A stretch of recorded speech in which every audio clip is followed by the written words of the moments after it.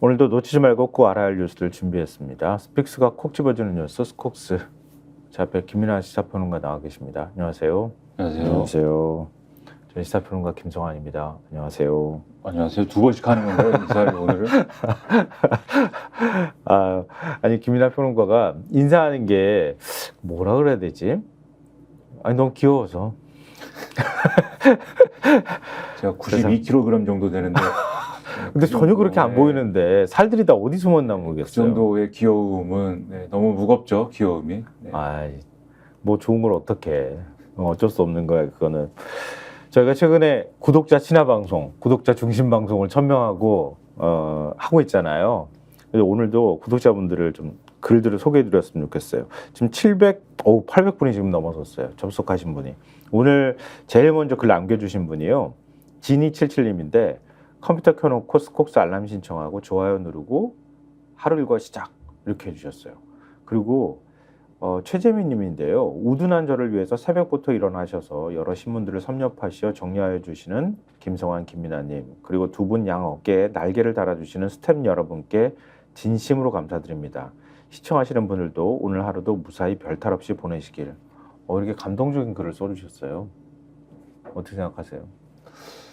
요즘 흔치 않은 댓글입니다. 네. 그게 무슨 얘기예요? 이렇게 모두를 신경 써서 모두를 좋게 말씀해 주시는 댓글이 요새 또 많이 없으니까 물론 이제 이런 댓글 많이 주시는 분들이 있지만 사람 심리라는 게 이런 댓글보다는 누가 욕을 하고 뭐 이런 게 먼저 눈에 띄거든요. 그렇죠. 그렇게 마련이죠. 그렇죠. 근데 하여튼 이런 댓글을 우리가 또 많이 읽어드려야 이 인터넷 세상이 이렇게 그렇게 나쁜 곳만 아니라는 걸 뭐야?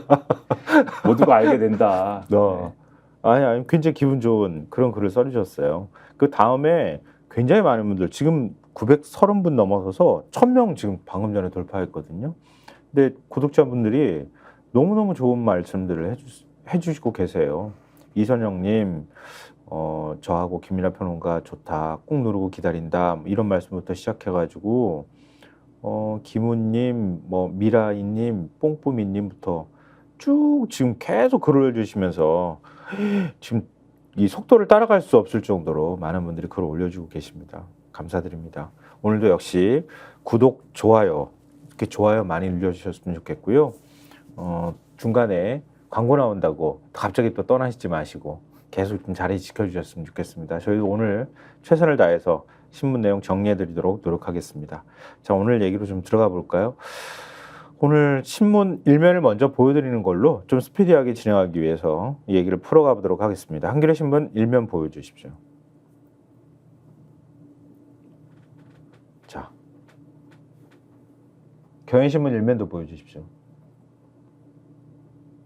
그 순서로 다시 이 순서로 시작을 해볼까요? 자, 경향신문 22대 국회 다시 오른 최상병 특검법 이렇게 일면 머리 기사를 썼고요. 그 다음에 한겨레신문 다시 한번 보여주실래요? 여당 즉각 무제한 토론, 그러니까 필리버스터를 시작했다 이렇게 두 신문이 전하고 있습니다.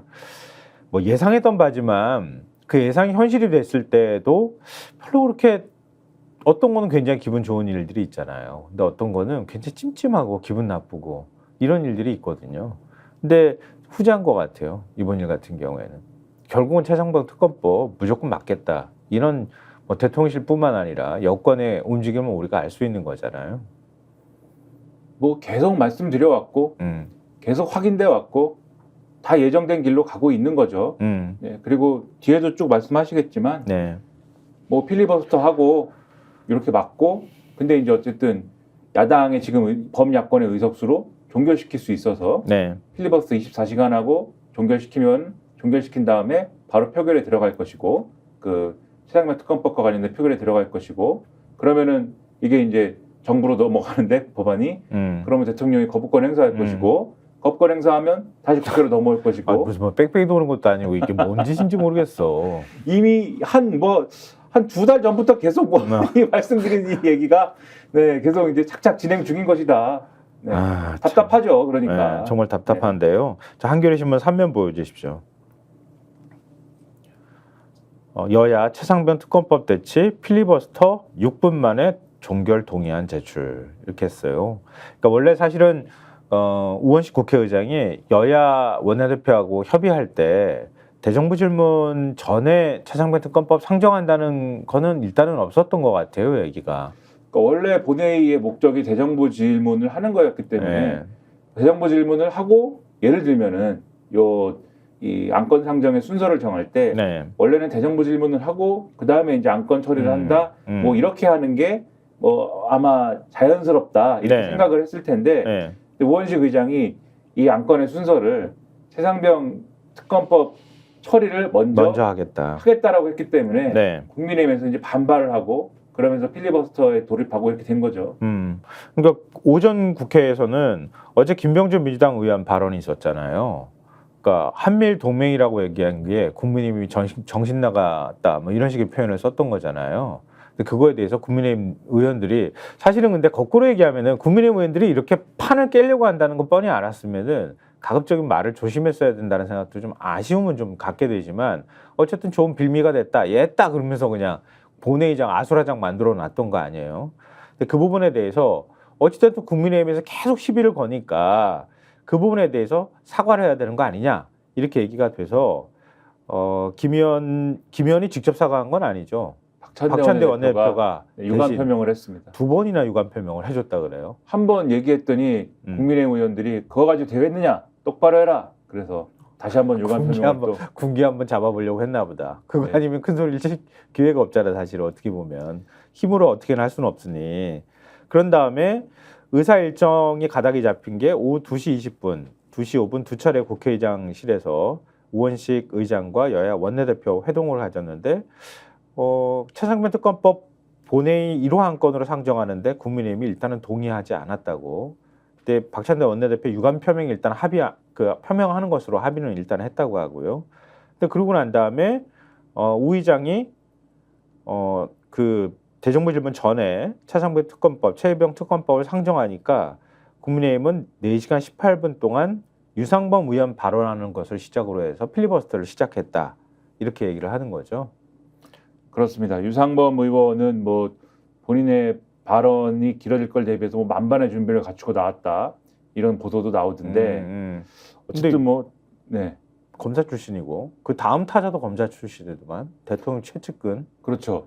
근데 이분이 나오면서 원래는 국회에서 이렇게 올라가서 이 발언을 하면 네. 발언하기 전에 의장한테 인사하고 고개 숙여서 인사하고 그 다음에 이제 동료 의원들한테 인사하고 이렇게 발언을 하는데 의장한테 인사를 안 했어요. 그러니까요. 본회의 상정하자마자 6분 만에 필리버스터 우리 하겠습니다. 이렇게 하고 난 다음에 필리버스터를 이제 시작하려고 유상범 의원이 국회 본회의 단상으로 올라왔을 거 아니에요. 그 상황을 보여준 게 동아일보 오면입니다. 동아일보 오면 보십시오. 이게 초등학교 필리버스터 돌입했다 이렇게 나오고요. 오면은 없습니까? 국회의장이 와가지고 유상범 의원이 보통은 그렇잖아요. 국회의장한테 예의를 표현하는 차원에서 목례를 먼저 하고 그리고 이제 단상으로 올라가서 자기의 발언을 하는 거잖아요. 근데 존중의 표시를 해야 되는 건데 인사를 안 했다는 거예요. 인사를 안 하고 그러니까 우원식 목례를 하지 않으니까 우원식 국회의장이 인사해야지 이렇게 얘기를 했다는 거예요. 그러자 유상범 의원이 아이고 그렇게 생각하십니까? 나는 그렇게 생각하지 않는데요. 이렇게 얘기를 맞받아쳤다는 거 아닙니까? 그렇죠. 그래서 뭐 인사를 받을 만한 일을 해야 인사를 할 수 있다. 네, 유상범 의원이 이렇게 주장을 했다. 인사 받으실 만큼 행동만 해주시면 인사하죠. 네, 그렇게 얘기를 했다. 네. 뭐 인사를 가지고 뭐 이렇게까지. 뭐. 그러게 말이야. 인사하는 것까지 이거 가지고 이렇게 유상범 의원이 윤 대통령하고 가깝고 뭐 이제 재선까지 됐으니 뭐 고개가 빳빳해질 만도 하다. 네. 유상범 의원이 뭐 여러 가지 얘기를 했는데 4시간 동안. 네. 근데 주로 언론에 인용된 발언이 이 발언입니다. 네. 특검법은 진실 규명이 아니라 대통령 탄핵의 교두보를 마련하기 위한 특검법이다. 위헌적 요소로 가득 찼다. 네. 근데 특검을 하면은 대통령 탄핵이 된다라고 모두가 그렇게 뭐 얘기를 공식적으로 하는 건 아니지 않습니까? 왜냐하면은 특검을 하면 특검을 해서 대통령의 명확한 법률 위반 행위가 규명이 되고 그렇지. 그런 것들이 확실해야 그걸 근거로 탄핵을 할 수가 있는 건데 그게 나오리라는 보장은 없는 거잖아요. 그렇죠. 근데 국민의힘 의원은 왜 흑검을 하면은 탄핵으로 가는 거야? 네, 탄핵 교두보가 된다고 왜 말을 하는 것인지. 아니 뭐 그 원희룡 후보가 그랬나요? 버젓이 뭐 탄핵의 시기엔 돌아가고 있다고 뭐 그렇게 얘기를 하잖아. 왜 다들 탄핵이 된다고 이미 기정사실화해서 그렇게 얘기를 하는 것인지. 대통령을 못 믿나요? 국민의힘 의원들은? 다른 사안에 대해서 아니 최상병 사안에 대해서 계속 대통령은 아무것도 없었다며. 네, 법률 위반을 한 적이 없다. 다 할 만한 걸 했고 뭐 대통령 사람들은 경고도 안 했다. 이렇게 얘기를 했는데 이 필리버스터 하면서는 특검법은 대통령 탄핵의 교두보를 마련하기 위한 것이다. 이렇게 얘기하면은 좀 이상하지 않습니까? 이런 얘기를 왜 할까? 도둑이 재발절인 거 아닌가? 뭐 그렇게 의심이 되는 건데. 이런 얘기를 4시간 동안 하니까 한 2시간쯤 되니까는 사람들이 졸려. 자버려요. 김민전, 최수진 의원 등이 자기 김민전 시작합니다. 초선 아니에요? 네, 자기 시작합니다. 그러니까 이 졸린데 잠이 쏟아지는데 장사 없어요. 사실 잠이 쏟아지면 그 자리에서 자기가 얘기하는 것도 아니고 공감이 안 되는 얘기를 계속 앞에서 하니까 이렇게 좋은 거지. 막 얘기를 하는데 잠이 들었어요. 그랬더니 놀랐지. 왜냐면 그게 방송 카메라에 찍혀가지고 국민들한테 나가면 어떻겠어. 그렇죠. 그리고 사실 국민의힘은 옛날부터 늘 필리버스터든지 뭐 회의를 하든지 하면은 늘 이런 맞아. 자는 장면이 나와. 종종 나오고 뭐 이상한 일들이 일어납니다. 뒤에서 수군대고. 그래서 군기반장 역할을 하는 분인지 정책위 의장인 정정식 의원이 이것도 검사 출신이네. 그렇죠. 자는 사람들을 빼라 이렇게 타박을 하는 모습이 또 포착이 되기도 했다. 자는 사람들 빼. 네, 카메라에 잡히니까 빼라. 네. 굳이 저기 앞에 안 앉아 있어도 되는데 굳이 앉아가지고 좋은단 말이야. 얼마나 보기가 싫었을까 이런 생각이 드는데요. 두 번째 그 필리버스터 주자로 나선 사람이 대통령 최측근으로 불리는 국민의힘 주진우 의원. 또 검사 출신이네. 그렇죠. 그래서 주진우 의원의 경우에는 박정훈 이제 대령의 전 해병대 수사단장의 수사에 대해서 문제를 삼았는데. 네. 대장동 비리 같은 경우에 일주일이나 열흘 안에 민주당 인사를 10명씩 입건해서 조사를 하면 민주당 의원들은 수긍하실 수 있겠느냐 뭐 이런 말도 하고 하여튼 박정훈 대령이 잘못한 거다 이 얘기를 했는데 이 스콕스 시간에서 그동안 신문에 난 얘기를 토대로 여러 번 말씀드렸는데 전혀 그렇지가 않습니다. 그리고 박정훈 대령이 설사 잘못된 뭐 어떤 혐의 적용을 한 게 있더라도 그게 뭐 기속력이 없기 때문에 경찰에서 다 본격적인 수사는 어차피 경찰에서 하는 거란 말이에요. 그러니까 경찰 단계에서 다 바로 잡을 수 있는 내용들이에요. 그러니까 그냥 두면 되는 겁니다. 그냥 두면 되는 걸 왜 그 난리를 쳐가면서 이첩도 못하게 해, 브리핑도 못하게 해, 이첩 강행하니까 도로 뺏어와. 이걸 왜 했냐고 지금 물어보는데 박정훈 전 대령이 잘못했다라고 또 얘기를 하잖아요. 이분이 검사 출신이고 법을 다 뻔히 아는 분이. 이렇게 얘기를 했는데 어쨌든 그 비유를 하면서 대장동 비리 이런 상관도 없는 얘기를 하지 않습니까? 그러니까 민주당 의원들이 화가 났겠죠. 민주당 의원들 서영교 의원 등이 발언대 앞에 나와서 부적절한 비유에 한 거에 대해서 사과를 해라 이렇게 얘기를 했는데 그런다고 이제 또 제가 잘못 비유했습니다. 사과합니다. 이럴 사람들은 아니고 주진우 의원은 왜요? 대장동 사건은 예시로 들면 안 됩니까? 뭐 이래가지고 한참 시끄러웠다. 네, 뭐 이런 얘기죠. 우리 순진한 배준영 원내수석 부대표 얘기도 해줄까요 말까요? 뭐 하고 싶으시면 하고 또 뭐 워낙 뭐 재밌는 일이 많이 일어났기 때문에. 그러니까. 근데 이건 너무 희화가 될까 봐 걱정이 돼가지고 제가 원래 이런 거 별로 개인적으로 좋아하지 않는데요.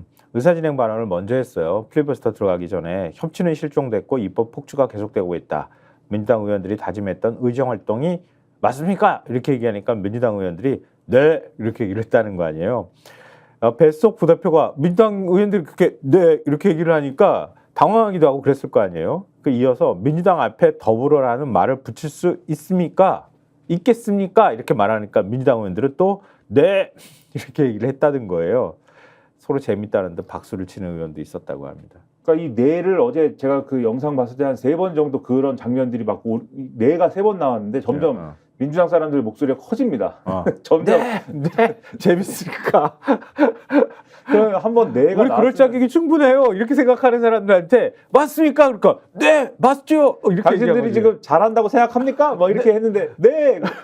그 처음에 내라고 나왔으면은 약간 그 준비된 멘트를 좀 바꿔서 네. 아무튼 이건 싸움이니까 아, 그렇지. 준비된 멘트를 바꿔서 지금 그렇게 말씀하신 분들 이러면서 뭐 다른 얘기로 가야 되지 않습니까? 지금 그렇게 말씀하신 분들 정말 양심이 없으신 분들이에요라고 하면서 뭐 이렇게 가야 되는데 그게 아니라 준비된 멘트를 계속 어차피 똑같은 반응 나올 건데 계속 고수하는 모습이었다.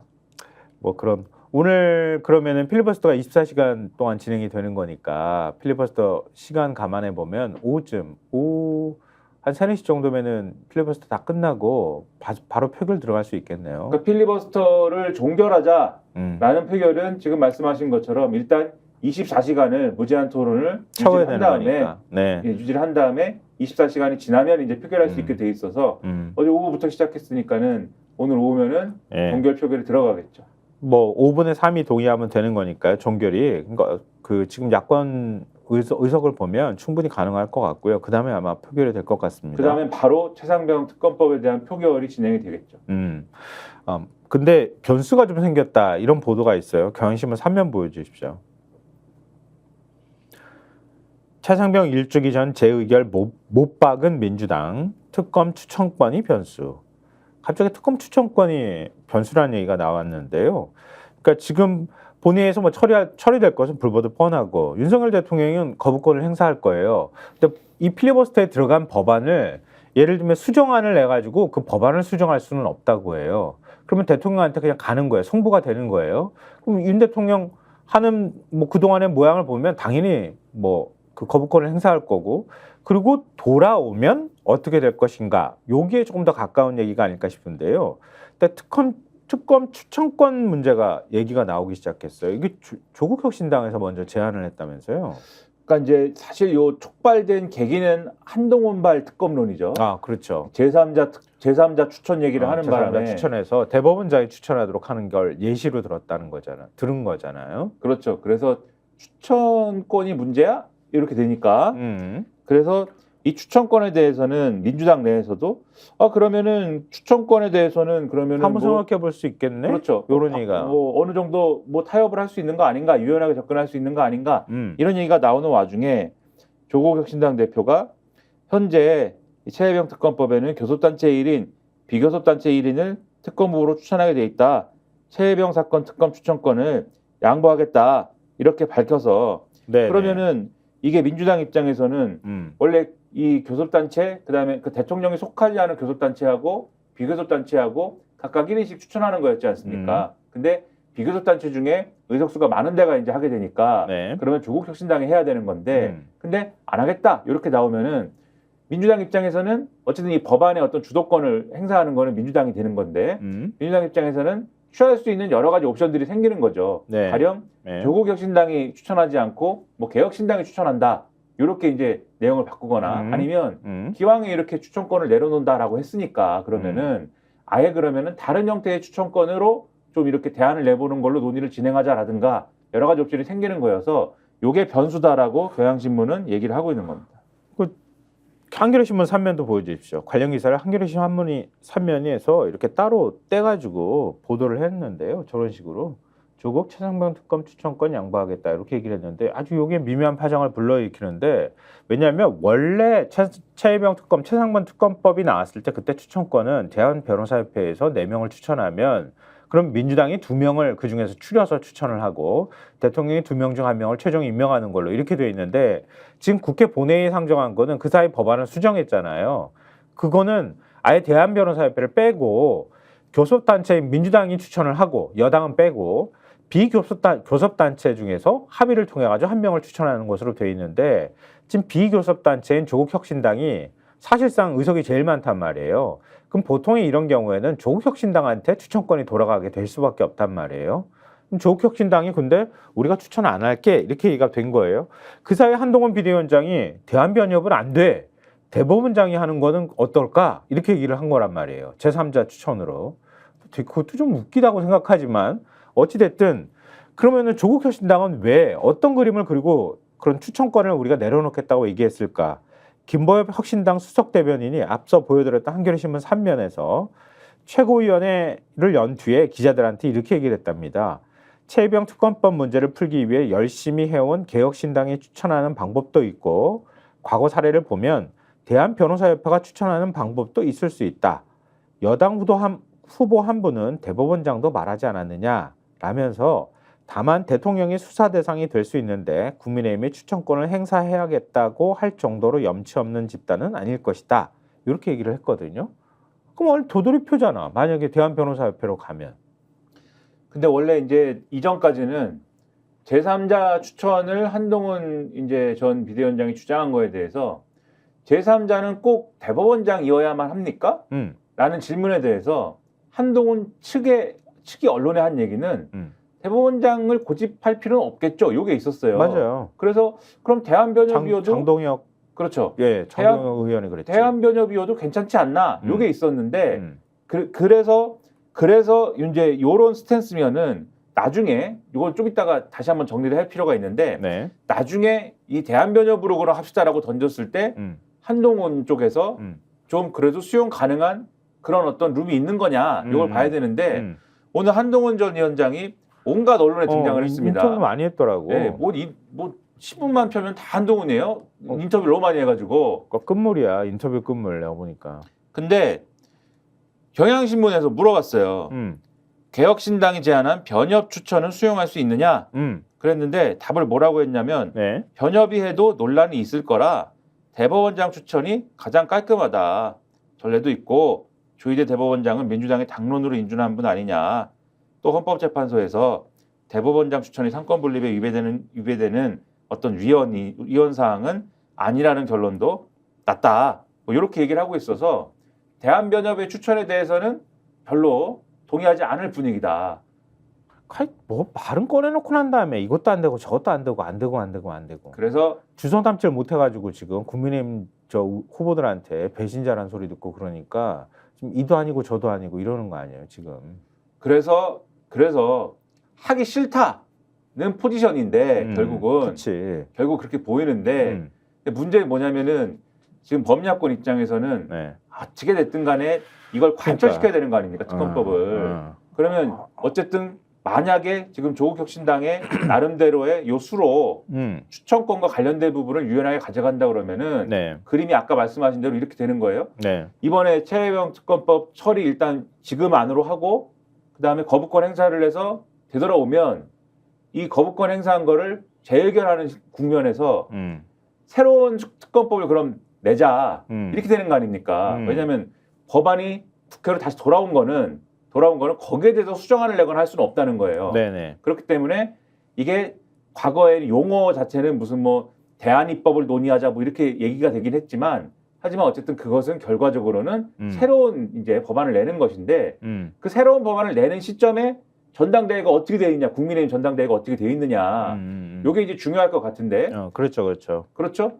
이게 예를 들면은 새로운 법안을 만약에 당대표가 됐어. 그렇죠. 그러려면 새로운 법안을 내는 시점이라고 하는 거는 재의결을 민주당이 빨리 하지 않는다라는 게 전제가 일단 돼야 되겠죠. 민주당의 입장은 지금 19일 이전에 빨리 재의결을 다 해버리겠다라는 건데 어쨌든 요거를 전제하면은 이 재의결 국면을 좀 끌면서 국민의힘 전당대회가 끝날 때까지 기다린 다음에 사실상 그렇게 된 다음에 이렇게 돼야지. 왜냐하면은 대통령한테 간 법안을 그걸 수정할 수는 없으니까 일단 재의결을 하는 거예요. 그러니까 다시 표결을 하는 거야. 그런 방법도 있죠. 그거는 이제 국민의힘에서 8명 이탈표가 생길지 안 생길지 봐야 될 것 같은데 아마 안 생길 가능성이 현재로서는 높지 않을까 이렇게 얘기를 하잖아요.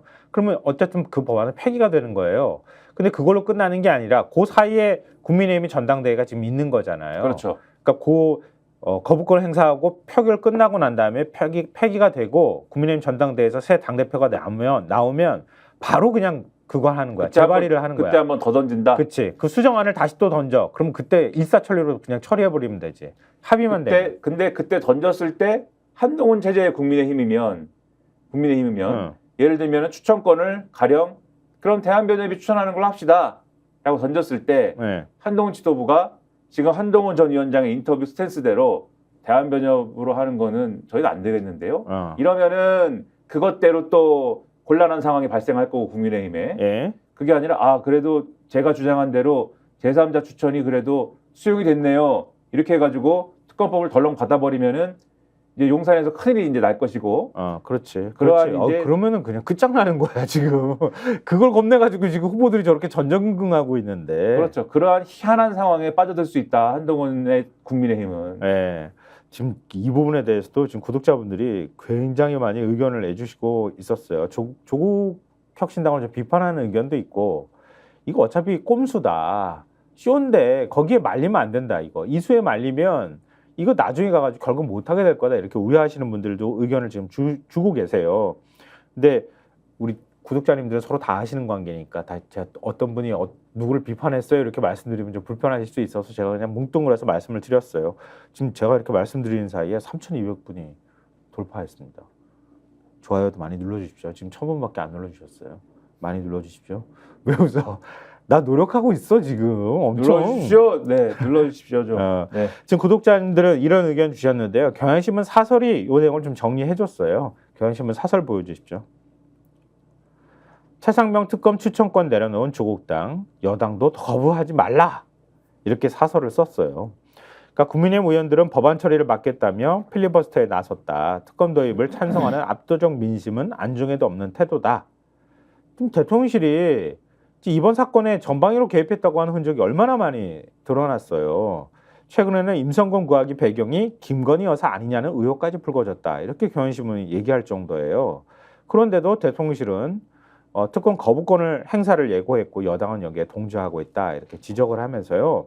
마침 조국 혁신당 대표가 비교섭단체 몫인 특검 후보 1명 추천권을 양보하겠다고 했다. 혁신당이 비교섭단체 중 의석이 가장 많지만 추천권을 원내 다른 정당이나 대한변협 등에 넘기겠다는 것이다. 천하람 개혁신당 원내대표도 특검 후보 추천권을 대한변협에 주자는 중재안을 제시한 터다. 여당, 특히 한 전 위원장은 이 제안을 거부할 명분이 없다. 이렇게 얘기를 하고 있어요. 경향신문은. 그리고 민주당도 조국 안, 천하람 안을 중심으로 여당과 협상할 필요가 있다. 야당이 압도적 과반 의석을 점한 터라 특검법은 이르면 4일 본회의에서 가결되겠지만 윤 대통령이 거부권을 행사하면 재표결에서 야당 의석만으로는 법안 처리가 불가능하다. 이번만큼은 억울한 죽음과 항명죄의 진상을 밝히고 그 책임 소재를 가릴 최상병 특검법이 총선 민의에 따라 여야 찬성자들의 손으로 입법되어야 한다. 이렇게 지적하고 있습니다. 뭐 더 이상 우리가 얘기할 부분이 없겠죠. 이 정도 얘기를 하면 또 이후 상황 뭐 또 내일 또 보도가 될 테니까 저희가 정리해 드리면 될 것 같고요. 근데 이런 상황에서 이렇게 막 밀리고 이러는데 난데없이 또 왜 밸류업을 또 들고 나왔는지 모르겠어요. 이 계속 뭔가 주도권을 놓치기 싫다. 그리고 이대로 밀리게 되면 더 지지율 떨어지면 진짜 큰일 나겠다. 이런 뭐 위기감이 작동하고 있나 아니면은 우리 이렇게 민생 챙기고 있어라고 하면서 야당을 공격할 수 있는 새로운 어떤 여론을 조성하기 위한 전략으로도 또 보이기도 합니다. 자, 동아일보 일면 보여주십시오. 자, 배당 늘리면 법인세 감면, 최대 주주 상속 할증 폐지 이렇게 제목을 달아뒀는데요. 어제 청와대 영빈관에서 왜 자꾸 청와대에서 행사하고 그래. 대통령실 옮겨놓고 이것도 진짜 웃기는 건데 이거 어느 순간 우리가 그냥 너무 당연한 것처럼 받아들이고 있어. 청와대에 한 발도 들이지 않겠다고 그렇게 건조를 부려가지고 대통령실 이전해놓고 영빈관은 왜 쓰는지 모르겠어. 잠만 안 자면 되나 봅니다. 뭐 그 사이에 무슨 살풀이를 했나?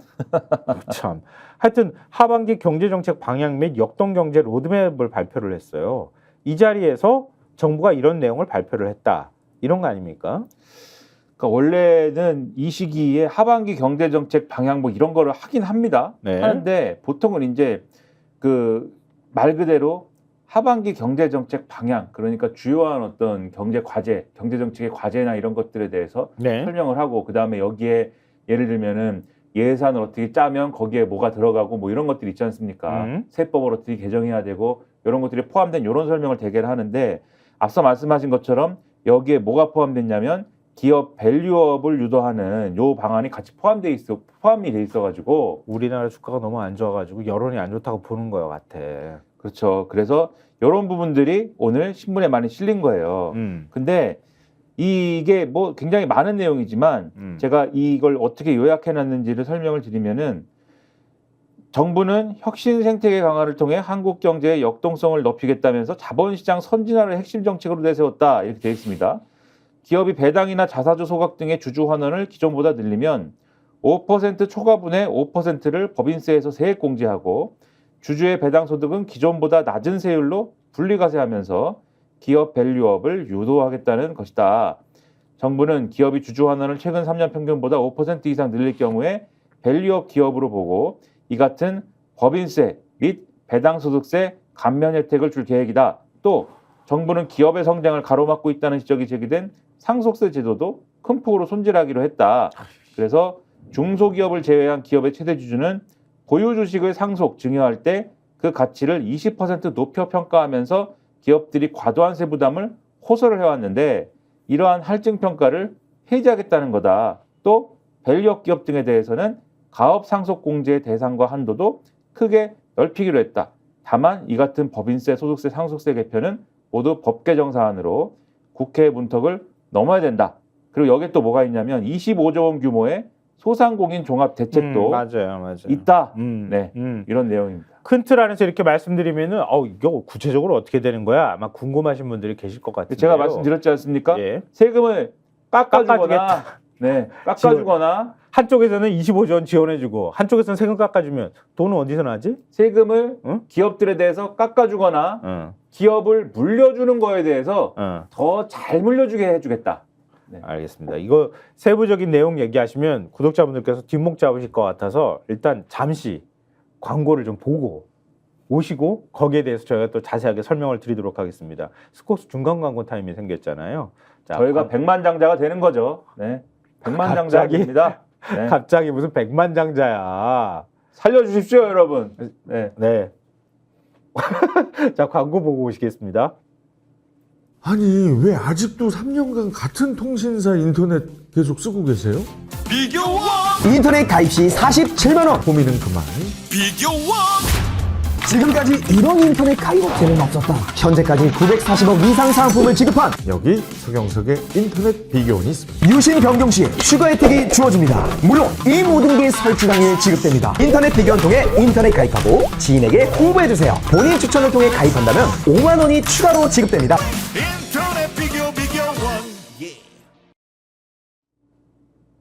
저 김민하 평론가 인터넷 TV 가입했어요. 집에서 TV 안 보지? 아니 뭐 TV가 있습니다. 네, 있긴 저도 있어요. 평론가이기 때문에 뉴스는 봐야 되기 때문에 네. TV가 있고 게임도 하고 TV로. 네. 아, 되게 좋은 TV인가 보다. 게임도 뭐, 하니까. 좋든 나쁘든 게임은 되니까요. 게임기를 연결하면 게임은 되니까요. 자, 아니 인터넷 TV 가입할 때 최대 47만 원, 정수기 렌탈 시 최대 30만 원, 다 해서 77만 원의 혜택을 받으실 수 있다 그래. 최대 혜택 따지면 77만 원을 받을 수 있다고 하고요.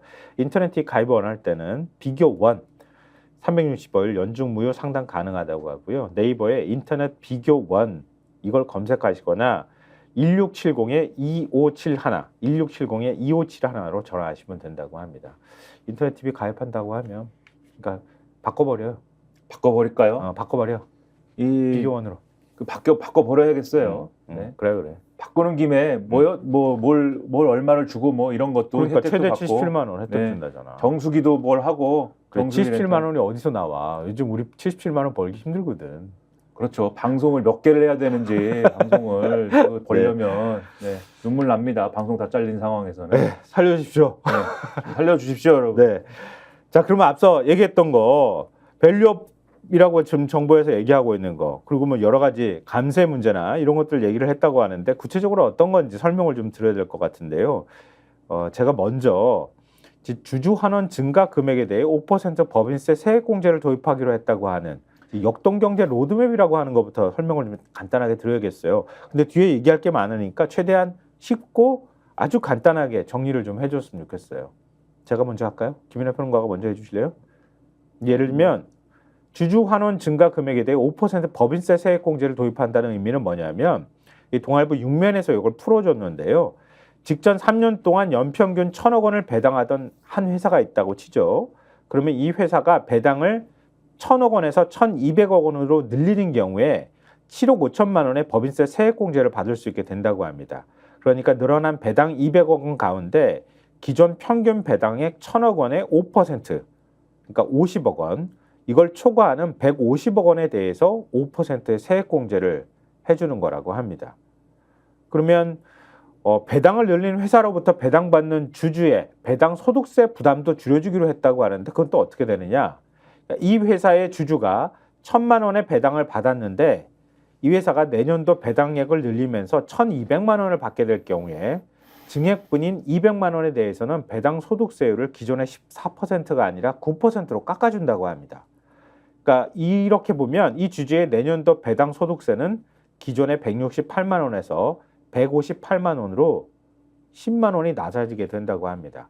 또 배당 소득이 금융소득 종합과세 기준인 2천만 원을 넘는 경우에도 증액분에 대해서 최저 9%, 최대 25%까지의 세율만 적용받는 선택을 할 수 있게 된다고 합니다.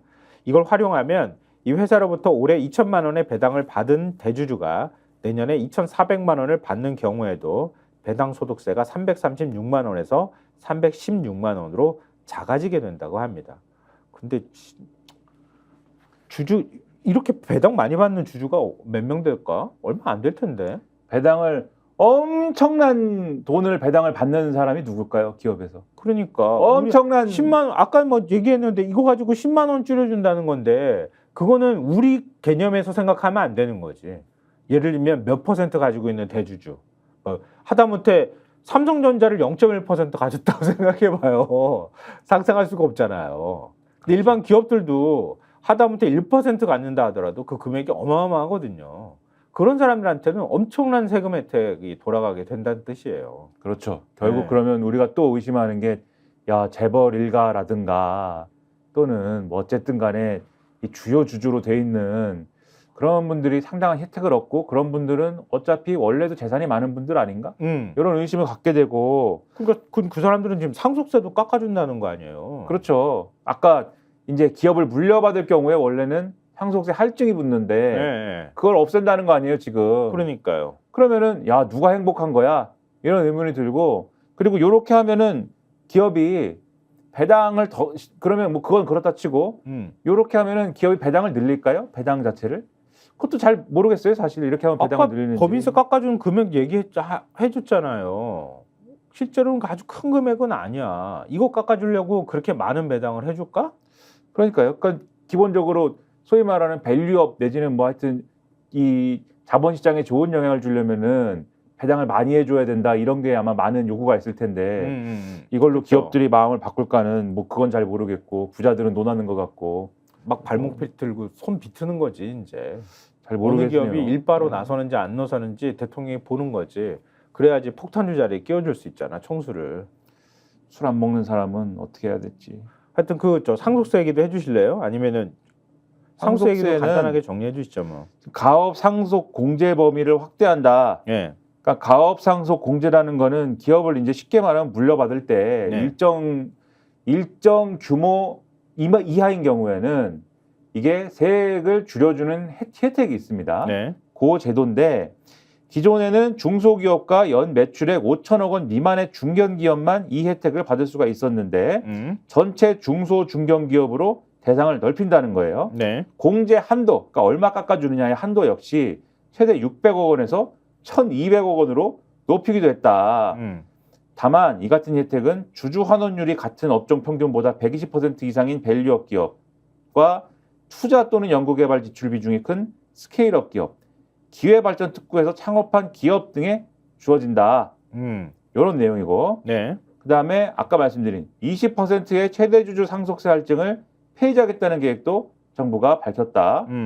요 내용이고 그리고 이 같은 내용들을 세법 개정안에 담아서 국회에 제출을 해야 되는데 그게 될지는 지켜봐야 된다. 뭐 이런 내용이고 그다음에 특정 공휴일을 날짜 대신 요일로 지정하고 네. 신정 등을 대체 공휴일로 추가 지정하는 방안도 검토하기로 했다.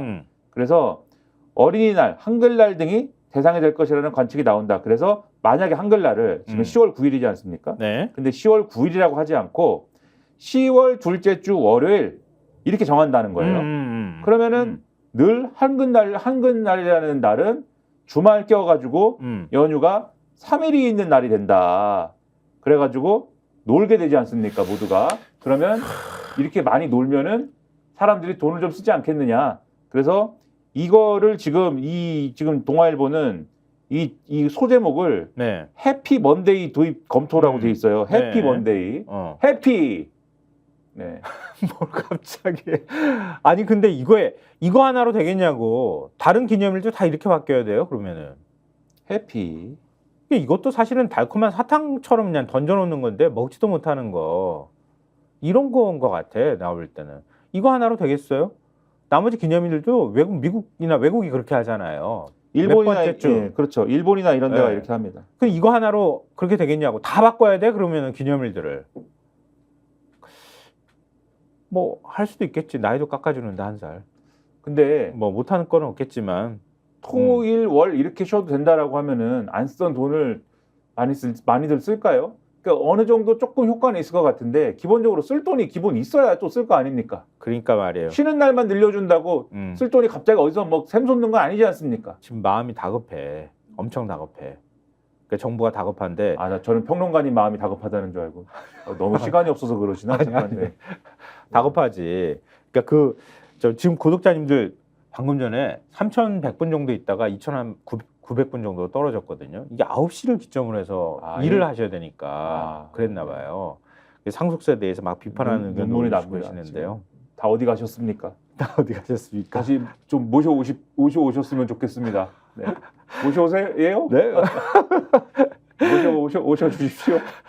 근데 지금 왜 이렇게 휴일을 늘리는 얘기까지 나오느냐. 한때 늘리자고 할 땐 그렇게 죽자사자 반대하더만 말이야. 그지? 그래놓고 또 주 69시간 일하게 하겠다고 그러더니 120시간씩 시키고 싶다면서 일을. 네. 그래놓고 언제 쉬라는 거야? 도대체 앞뒤가 맞지도 않고 뭐 일관되지도 않고 철학이 없으니까 이러는 거지. 뭐 내가 필요에 따라서 하는 거예요. 여론 나빠지니까 여론 좋게 하려고 되지도 않는 거 던져놓고 그냥 국회가 알아서 논의하겠지.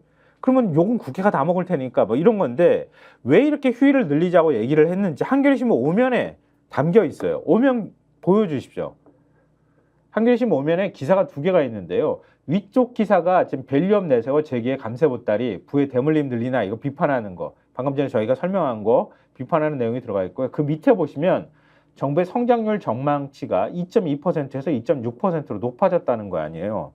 수출 회복이 반영해서 이렇게 만들어놨다고 하는데 내수는 찔끔 대책이라고 지적하고 있어요. 이게 뭐냐 하면 기획재정부가 오늘 이제 어제 발표한 거 하반기 경제정책 방향에서 국내 실질 경제 성장률을 올해 초 대비 0.4%포인트 높인 2.6%로 전망했다고 합니다.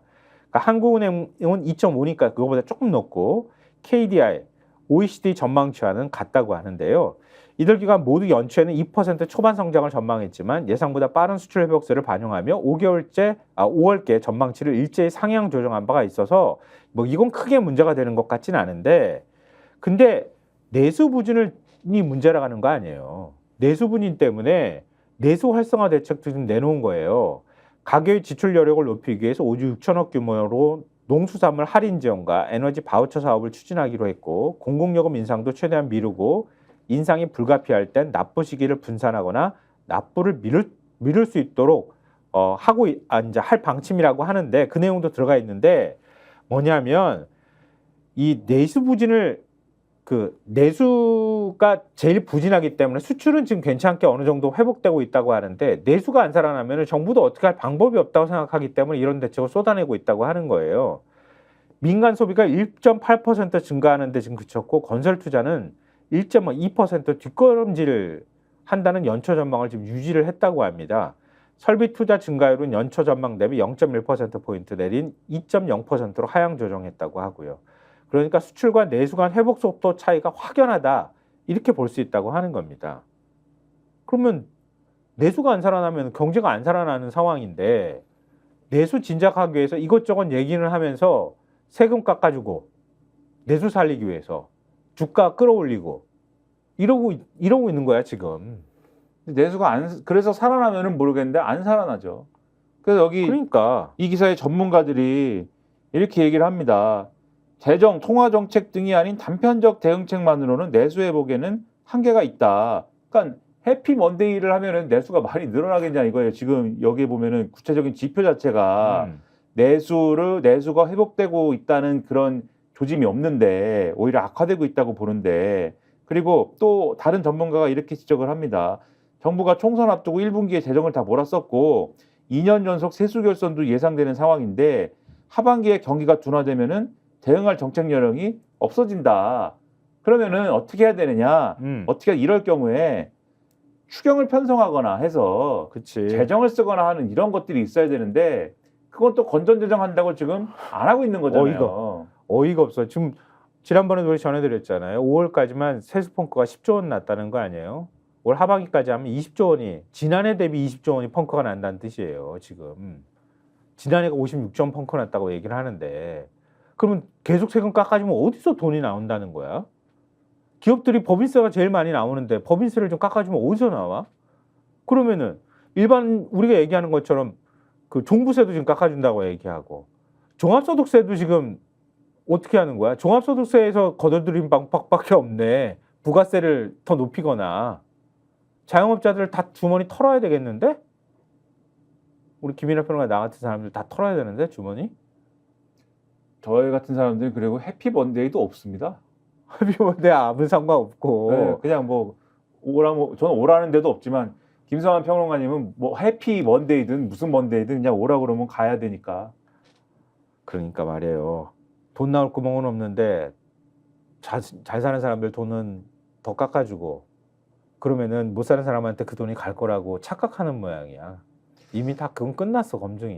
근데 뻔히 알지 않겠습니까? 뭐 방법이 없는데 우파 포퓰리즘이죠. 그쵸, 방법이 세금 어차피 깎아주면은 좋아져요 이렇게. 그쵸, 방법이 없는 걸 뻔히 알면서 맞아요. 부자들은 그래도 여러 가지 여론에 미치는 영향이라든가 그리고 또 부자들하고는 좀 말이 통하니까 이렇게 가자 그러면 또 가는 게 있으니까 혜택을 주면서 별로 그렇게 뭐 이 정치적으로 도움이 안 되는 서민들은 조금 힘드셔도 우리 희망이 있습니다. 해피 먼데이 이렇게 하면서 이제 좀 끌고 갈 수 있다.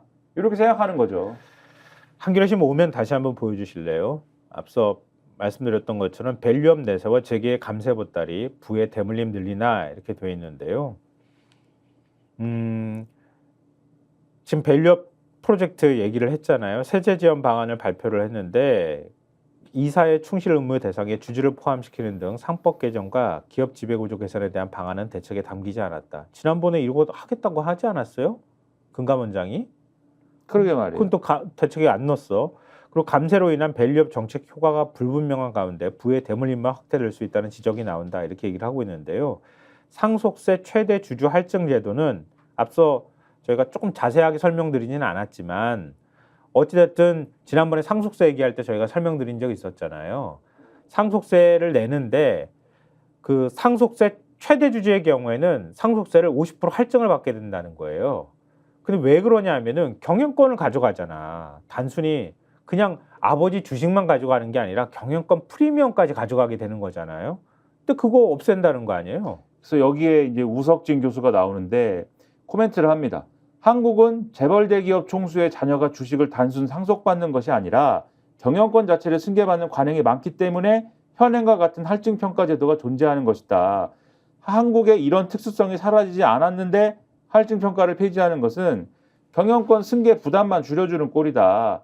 그리고 할증평가가 사라져도 상속세 부담을 낮추기 위해서 주가를 일부러 내리는 행태가 계속될 수 있다. 그래서 할증평가 폐지로 밸류업이 될 거라는 논리 역시 희망사항에 불과하다. 그러니까 내가 상속해 줄 때 되면은 기업 가치를 막 떨어뜨리는 거야. 그렇잖아요. 주식을 되게 싸게 만들어야 되는 거야. 그래야 최대한 상속세 적게 주는 거지. 적게 내는 거지. 이런 어이없는 짓을 하게 된다. 이제 이런 말이고요. 한겨레 신문 기사에서 이렇게 나왔어요. 지적하고 있어요. 감세 카드는 여러 내놨지만 코리아 디스카운트의 핵심 요인으로 지목되어 온 잘못된 기업 지배 구조를 개선할 마땅한 대책은 내놓지 않았다. 특히 재계가 강력 반대하고 있는 이사의 충실 의무 대상을 회사에서 회사와 주주로 넓히는 상법 개정안은 대책에서 아예 빠졌다. 정부가 세제 지원과 함께 제시한 지배구조 개선 방안은 올해 하반기 중 전자주주총회 도입과 주총 기준을 효력기간 단축, 그러니까 3개월에서 2개월로 단축, 그리고 물적 분할 시 반대 주주 주식 매수 청구권 부여 등으로 대주주 일가의 지배력 남용을 방지하는 근본적인 지배구조 개선 방안과는 거리가 있다. 그러니까 근본적으로 지금 기업들이 좀 더 주주들한테 책임성 있게 경영 활동을 해야 되거나 이런 대책과 관련되어 있는 거는 아예 넣지는 않았다는 거 아니에요. 그러니까 기업 부담은 그냥 줄여주는 쪽으로만 간 거야. 상속세도 깎아줘, 법인세도 깎아줘. 그러면 뭐라 그럴까? 소상공인 대책도 나왔었잖아요. 소상공인한테 그러면 엄청난 대책이 돌아가긴 하나? 이런 생각을 하는데 소상공인한테는 대책이 많이 돌아가긴 합니까? 그건 아닌 것 같은데? 한겨레신문 사면이 기사를 쓰고 있습니다. 자, 자영업자 대출 상환 5년 연장, 재정 직접 지원 1조 원 그쳐. 이렇게 기사를 쓰고 있어요. 어제 소상공인 자영업자 종합대책도 내놨잖아요. 지원 규모가 25조 원에 이른다. 정부가 막 포장해가지고 발표를 했잖아요. 발표하고 신문사들도 그렇게 막 언론들도 그렇게 다 보도를 했거든요. 25조를 주는 줄 알아요. 그렇게 쓰면. 그러니까 기존 대책하고 돈 다 합치는 거거든. 그래서 뻥튀기 하는 거거든. 근데 지원 대부분을 기존 대출의 만기 연장이 차지하는 데다가 효과가 큰 재정의 직접 지원은 1조 원밖에 안 되더라. 그러니까 25분의 1밖에 안 되는 거지. 발표한 금액에. 이게 왜 이런 식으로 자꾸 장난을 치는지 모르겠어. 그러니까 대출 연장을 해준다 이런 것도 결국은 소상공인의 재무 상황을 고려한 거 아니에요. 그러니까 대출 연체율이 2021년 4분기에 0.5%였는데 올 1분기 1.5%까지 상승을 했고 코로나19 당시 폐업 위기에 몰렸던 소상공인에게 빌려줬던 자금의 만기가 지금 돌아오고 있다. 그러니까 이걸 정부가 의식해서 만기 연장 이런 것들을 지금 해주는 거잖아요. 그걸 다 포함해서 25조 원입니다. 이렇게 포장을 했다고 하는 건데 이번 대책이 대출 만기 연장 중심으로 짜인 점을 한계로 꼽힌다. 이렇게 한겨레가 지적합니다. 만기 연장은 과다 부채의 위험을 미래로 이연하는 효과만 있기 때문이다. 원금 탕감 등 적극적인 채무 조정 프로그램을 만들지 못했고 전기료, 임대료, 배달비와 같은 핵심 비용 감축 규모도 크지 않다. 그래서 일부에선 구색 맞추기란 평가도 나온다. 이병희 한국노동연구원 선임위원은 이렇게 얘기를 합니다. 대출 연장이 근본적인 대책은 아니지만 코로나의 고금리가 겹치면서 어려움을 겪고 있는 자영업자 지원에 불가피한 측면이 있다. 자영업자들이 기존 가기를 폐업한 뒤에 충분히 교육받고 노동시장에 진입할 수 있도록 적정 수당을 지급해야 하는데 이에 대한 지원 수준을 좀 더 끌어올릴 필요가 있다. 이렇게 얘기를 했다고 합니다. 근데 민주당에서는 그 얘기 하잖아요. 지금 내수를 어떻게든 살려야 된다. 정부도 내수가 지금 굉장히 심각하다고 하는 거 알고 있잖아요. 내수를 살리자고 하는 취지에서 연쇄 소상공인들을 지원한다고 하는 소비를 진작시키면서 지원할 수 있도록 1인당 25만 원을 지급해야 된다. 이거 관련 법안을 통과시키겠다. 이렇게 얘기를 했는데 어제 윤석열 대통령이 이걸 정면으로 비판했어요. 뭐라고 했습니까? 이거 보고 사람들이 헛웃음을 지었다고 하더라고. 그러게요. 뭐라고 했어요? 뭐라고 했어요? 네, 뭐라고 했습니까 도대체? 나한테 또 다시 질문하면 네 이렇게 얘기를 해야 되나 내가? 도대체 뭐라고 한 겁니까 윤석열 대통령이? 왜 25만 원만 줍니까? 100억 원도 주지. 이렇게 얘기를 했다는 거 아니에요? 그 대통령이 입에서 나올 말이냐? 대통령 입에서 나올 말이야 그게?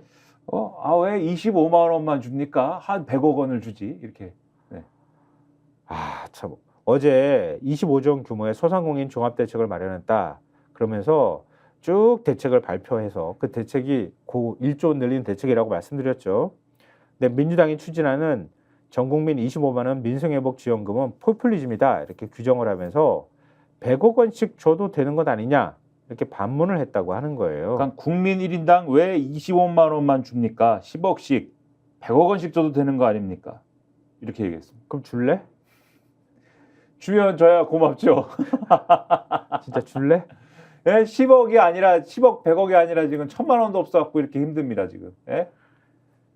경향신문 사설 하고 한겨레신문 사설만 짧게 소개드리. 이런 발언을 대통령님께서 제발 이렇게 하지 마시라고 맨날 말씀드리지 않습니까? 안 듣잖아 얘기를. 제발 본인의 정책을 발표하실 때는 본인의 정책에 대한 말씀만 하시고 남 탓이나 전 정권 탓은 제발 하지를 마세요. 왜냐면은 이 발언만 하신 게 아니에요. 맞아. 또 뭘 얘기했냐면은 맞아. 자영업자 얘기 아까 했잖아요. 자영업자 얘기를 하면서 뭘 얘기를 했냐면은 문재인 정부 코로나 소상공인 정책. 그렇죠. 느닷없이 아니 이 얘기를 왜 하는 거예요? 엔데믹 코로나 끝나고 지금 자기가 지금 집권 3년 차야. 코로나19 그 방역 끝난 지가 언젠데 KS클럽은 시간제로 해서 오후 9시 전에 문을 닫게 하면은 퇴근 후 사람들이 다 몰리게 되지 않느냐. 오히려 코로나 대응에 좋지 않은데 근데 문재인 정권에서 밤새 영업을 좋지 않기 때문에 밤새 영업을 하게 해줬어야 되는데 문재인 정권에서는 9시에 다 일괄적으로 문을 닫게 해줬다. 그 문재인 진짜 정권이 나쁜 코로나 사람이야. 방역을 잘못한 거다. 진짜 대통령 입에서 어떻게 저런 얘기를 하냐? 국민 다 죽어가도 돼? 막 10,000명씩 죽어도 돼? 아니 그러니까 이거를 왜 근데 그것도 황당하지만 한덕수 국무총리란 작자는 한덕수 국무총리는 그래. 정부 출범 당시에 우리가 물려받은 경제 정책을 봤을 때 저는 우리나라가 망할 수도 있겠구나 그런 생각을 절실하게 했다 합니다. 그래서 그 자리에 앉아 있나 봐. 사의 표명했는데 아주 대대로 쭉 하시겠어 국무총리. 이게 뭐냐고요 이게. 본인들의 정책을 설명해주면 되지. 자, 그것도 언제적 얘기를 코로나19 방역 언제적. 그때는 저희도 방송 많이 나갔습니다. 대통령이 저렇게 저렴하니 무슨 정책이 제대로 나올 리가 있겠어요. 응? 그러네요. 열받아서 하소연 해봤습니다. 자, 경향하고 한겨레 신문 사설 그냥 짧게만 좀 정리해 주세요. 경향 신문 사설부터 말씀해 주실래요? 부자 감세가 서민 살리고 역동 경제라는 정부의 오판. 쭉 저희가 말씀드렸던 그 맥락 위에 있는 거예요. 제목 딱 보시면은 네. 무슨 얘기인지 아실 겁니다. 네. 그러니까 낙수 효과를 기대하고 기업들 세금 깎아주고 그 밸류업을 하니 어쩌니 이렇게 얘기를 하지만 서민들은 투자할 돈은 고사하고 하루하루 생기를 잇기도 빠듯한 상황이다. 통계청 가계동향 조사를 보면 올 1분기 중산층 가구 다섯 중 하나는 5분의 1은 적자 살림을 했다. 소득은 제자리인데 고물가 고금리로 써야 할 돈이 늘어난 것이다. 장사를 접고 싶은 자영업자가 부지기수지만 결심 후 실제 폐업까지 1년이 걸린다는 조사 결과도 있다.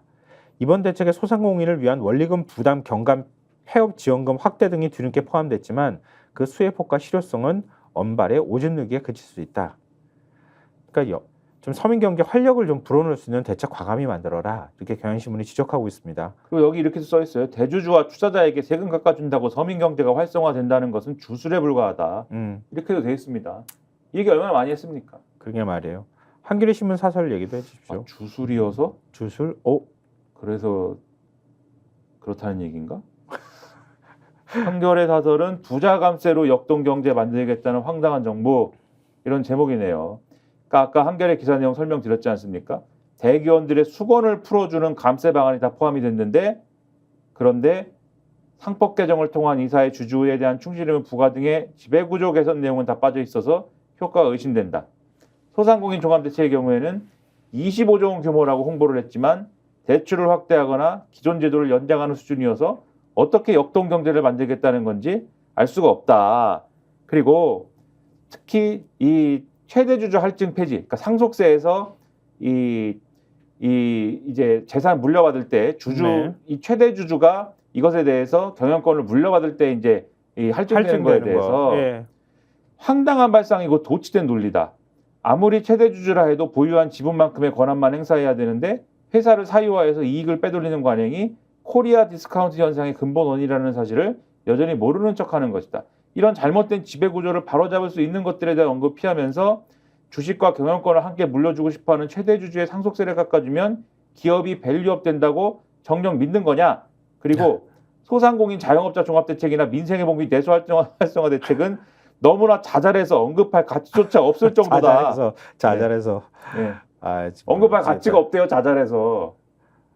참. 그러니까 정부가 이렇게 미세한 대책에 매달릴 수밖에 없는 건 재정 여력이 없기 때문이다. 쓸 돈이 없는데 돈을 계속 쓰겠다는 거야. 이 얘기는 곧 뭐냐면요. 다 입법 사안이거든요. 지들은 멋지게 대책 발표해가지고 국회를 확 던져버리는 거야. 그리고 국회는 참 무능력하고 쌈질만 하는 집단이야. 이렇게 만들고자 한다는 거예요. 그래서 그렇게밖에 의도가 그쵸. 해석이 안 돼. 그래서 이 사설 끝에 뭐라고 되어 있냐면 아까 윤석열 대통령이 왜 25만 원 줍니까? 국민 1인당 10억씩, 100억씩 줘도 되는 거 아닙니까? 라고 했는데 야당의 협조가 필요한 법 개정 사안을 다 얘기를 해놓고 대통령이 이런 식으로 야당을 향해서 도발하면 대체 어떻게 국정을 운영하겠다는 것인지 묻지 않을 수 없다. 이렇게 지적을 합니다. 좀 한숨이 나오는데요.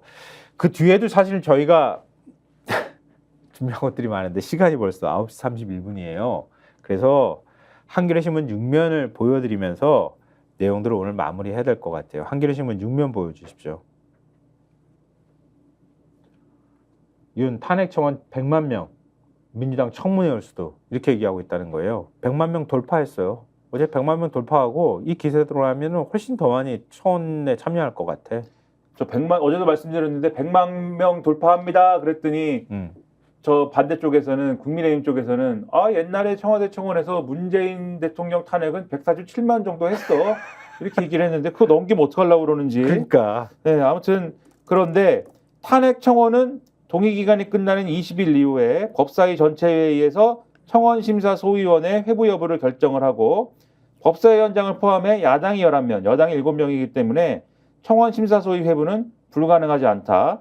그리고 청원심사소위 논의를 거치면 다시 법사위 전체회의에서 본회의 부의 여부를 결정을 하는데 민주당은 청원심사소위에서 법적으로 가능한 모든 것을 할 계획이다. 이렇게 돼 있습니다. 네. 그래서 여기 보면은 국회법 하위 법령인 국회 청원심사규칙에 규정이 되어 있는 것들이 있어요. 네. 회기 제한 없는 활동, 현지 파견을 통한 사실 확인과 자료 수집, 청원자, 이해관계인의 진술 청취 이런 권한이 있기 때문에 이걸 100% 활용을 할 것이고 심사 과정에서 필요하다면 청문회를 열 수도 있을 것이다. 그래서 필요하다면 대통령실 관계자를 포함해 누구든지 불러서 질의를 하고 네. 또 이건 네. 발언 시간 제한이라든지 이런 것도 없기 때문에 네. 다 모든 것을 깊숙이 조사할 수가 있다. 네. 그래서 결과적으로 이 네. 절차를 거치는 동안에는 어쨌든 탄핵소추안을 본회의에서 처리를 하진 않을 거 아닙니까? 그렇죠, 그렇죠. 그런데 당장 그것을 하진 않더라도 네. 국회법에 따른 절차를 충실히 이행하는 것만으로도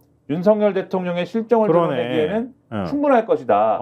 그러네. 제가 민주당이 어떤 딜레마가 있냐면 지금 이렇게 탄핵소추안을 발의하세요라는 청원이 지금 이 정도로 올랐기 때문에 청원 열기가 얼마나 뜨거운 거예요, 그렇죠. 국민들이. 그러면 탄핵소추안을 발의를 해야 되지 않습니까? 예. 근데 바로 기계적으로 이제 탄핵소추안 발의로 갔을 경우에 예. 이걸 국회에서 통과시키는 거에 무리가 없겠죠? 예. 근데 헌법재판소에 넘어가면은 이게 또 그 얘기를 할 거 아닙니까? 중대한 법 위반, 헌법 위반 요 얘기를 할 거잖아요. 그렇지. 지금 그건 없다고 얘기를 하고 있잖아. 그렇죠. 지들은 그렇게 주장하는 거지. 그래서 만약에 이게 헌법재판소 가서 기각이 되거나 이러면은 예.